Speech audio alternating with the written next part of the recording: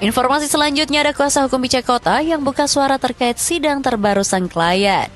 Pice Kota yang terbukti di persidangan tidak bersalah. Seperti apa informasinya? Langsung saja, ini dia.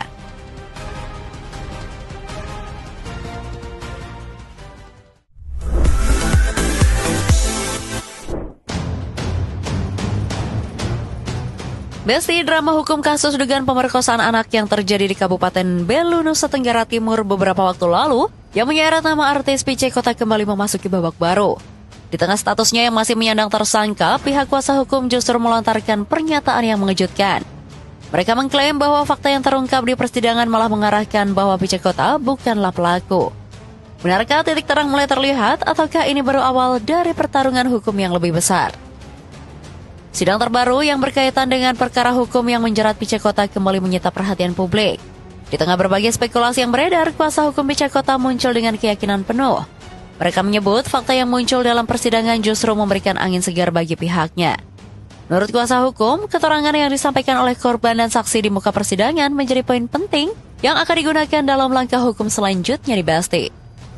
Intinya bahwa dalam persidangan tadi sangat jelas ya, korban menyatakan bahwa saksi menyatakan bahwa Pice Kota tidak terlibat dan dia bukan pelakunya.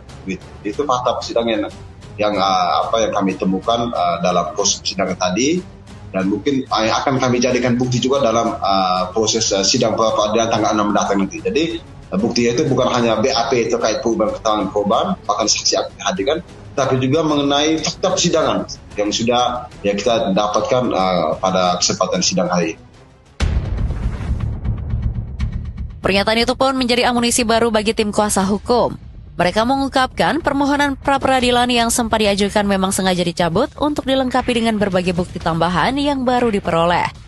Langkah ini pun disebut sebagai strategi agar pemohon pra-peradilan menjadi lebih kuat dan lebih komprehensif saat diperiksa di pengadilan. Salah satu bukti yang dianggap paling menentukan adalah berita acara pemeriksaan atau BAP tambahan dari korban di Besti. Kuasa hukum Pice Kota menyatakan, dalam dokumen tersebut terdapat keterangan yang menegaskan bahwa klien mereka tidak terlibat dalam perkara yang sedang berjalan. Kita sudah masukkan bekas permohonan pra-peradilan itu, namun setelah dalam perjalanan kita menemukan bukti-bukti tambahan yang sehubungan dengan kepentingan hukum klien Pice Kota. Jadi demi kepentingan klien kami supaya permohonan itu menurut kami menjadi sempurna, jadi kami perlu mencabut dan melengkapi lagi. Jadi untuk di awal itu kami belum mendapatkan bukti BAP BAP keterangan korban yang mengenai tambahan korban, mengenai yang sudah menyatakan tegas bahwa klien Pice Kota tidak melakukannya, tidak terlibat. Jadi yang kami dapatkan adalah bukti BAP dan juga kesiapan korban dan juga keluarga untuk menjadi saksi dalam perkara pra-peradilan. Meski demikian, Pice Kota sendiri belum dapat hadir dalam persidangan. Ketidakhadiran kliennya bukan karena menghindari proses hukum, melainkan lantaran kondisi kesehatan yang sedang menurun. Hingga saat ini, status hukum Pice Kota masih berstatus tersangka, dan itulah yang menjadi alasan kuat tim kuasa hukum terus memperjuangkan pra-peradilan di Besti. Mereka berharap status tersangka tersebut dapat dibatalkan, sehingga perkara ini bisa dihentikan sesuai ketentuan hukum. Dalam perkara pidana, memang sebelumnya klien kami sudah ditetapkan jadi tersangka, bahkan ditangkap dan ditahan. Dan memang saat ini statusnya masih tersangka. Maka sampai saat ini juga statusnya masih tersangka dalam peristiwa pidana sedang dituduhkan pada klien kami.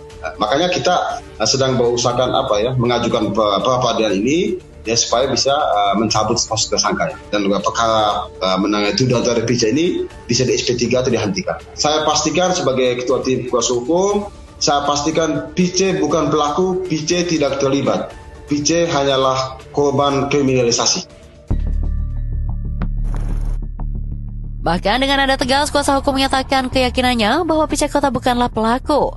Mereka menilai kliennya justru menjadi korban kriminalisasi yang berdampak besar terhadap kehidupan pribadi maupun karirnya. Menurut tim kuasa hukumnya, dampak dari penetapan status tersangka tak hanya menyentuh aspek hukum, melainkan nama baik keluarga disebut tercoreng. Orang tua mengalami tekanan psikologis hingga karir Pice Kota di dunia hiburan ikut terpengaruh. Sejumlah pekerjaan dan kontrak profesional dikatakan terpaksa tertunda karena status hukum yang masih melekat. dalam perkara ini ya bukan hanya kerugian material tapi imaterial juga ya. Nama baik keluarga besar ya, orang tua PC, bapaknya itu juga sebagai wakil anggota DPRD Kabupaten Belu ya, juga ya sangat boleh dibilang ya sangat sedih lah pencemaran baik terjadi pada keluarga ini ya, bahkan ibunya juga sampai sakit-sakit ya, keluarga juga sampai mengalami pembunuhan karakter lah. Jadi sangat ya, kalau mau dibilang ini sama saja dengan pengadilan sosial dalam saya sosial melalui media kan, jadi dibully habis-habisan. Bahkan termasuk kami sebagai kuasa hukum juga dibully gitu. Seolah kami membela Pice yang sebagai pelaku dan penjahat. Dia meninggalkan banyak pekerjaannya dia. Kontrak di TV juga beberapa juga akhirnya juga belum bisa dilakukan karena memang status dia masih sebagai tersangka. Jadi memang soal kerugian itu ya mungkin publik sudah tahu lah. Yang jelas miliar bahkan triliunan gitu. Karena sudah banyak hilang omsetnya sebagai artis. Tak berhenti di situ saja nih BSD, kuasa hukum juga memberikan sinyal akan menempuh langkah hukum berikutnya apabila pra-peradilan nanti dikabulkan. Mereka menyatakan tengah mempertimbangkan gugatan terhadap pihak yang menetapkan dan menahan Pice Kota dengan alasan reputasi kliennya telah mengalami kerugian besar. Langkah tersebut menurut mereka akan dipertimbangkan setelah ada putusan pengadilan. Jika nanti pra-peradilan ya Pice memenangkan perkara ini, dinyatakan dihentikan perkara ini atau di SP3 kan, maka kami pun tidak mungkin tinggal diam ya. Mungkin mewakili keluarga Pice, kami akan mengambil langkah hukum untuk menggugat institusi kepolisian yang telah menetapkan tersangka, menangkap dan menahan Pice selama ini, sehingga reputasi dia menjadi hancur. Perjalanan hukum Pice Kota nampaknya masih jauh dari kata usai. Di satu sisi, kuasa hukum yakin bahwa fakta persidangan mendukung klaim mereka, dan di sisi lain, proses hukum masih berlangsung, dan hasil pra-peradilan akan menjadi salah satu penentu arah kasus ini. Lalu, akankah pra-peradilan menjadi titik balik bagi Pice Kota, ataukah persidangan ini masih akan menyimpan kejutan-kejutan lainnya?